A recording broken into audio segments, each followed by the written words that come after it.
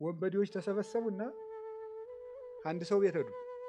ሀብቱን ዘርፈው በግመል ጭነው ይዘው ወጡ።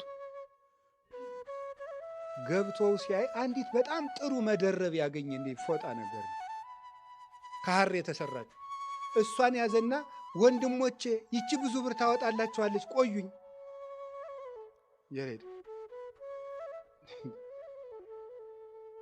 ምንዳ ይሄ ሰውዬ እኛ ማናውቀውማ የሚያገኘው ነገር አለው እንዴ ሀብቱን ዘርፈንበት ደግሞ የቀረችውን ውሰዱ የሚል ሌላ ከዚህ የበለጠማ ሌላ ትልቅ ነገር ቆይ ምንድነው ነገሩ አሉት። እኛ ዘርፈን ወሰንብህ ደግሞ ይሄን የምትጨምረን ለምንድነው አሉት። አይ ብዙ ዋጋ ታወጣላችኋለች። ምንድነው አንተ ክርስቲያን ለካ የበለጠ ዋጋ ቢያገኝ ነው ይሄ ሰው ቤቱን ሁሉ ጨርሶ የተወልን ብለው እነሱንም ክርስቲያን አደረጋቸው። ሰው ይውላችሁ ሰው የመንግስተ ሰማያት ፍቅር ከገባው ሁሉ ነገር ቀላሉ ነው። እየከበደን ያለ መንግስት ትምጣ በደንብ መለመን አለብን። አንድ መማር፣ ሁለት መለመን አለብን። መንግስትህ ትምጣ፣ መንግስትህ ትምጣ፣ መንግስትህ ትምጣ።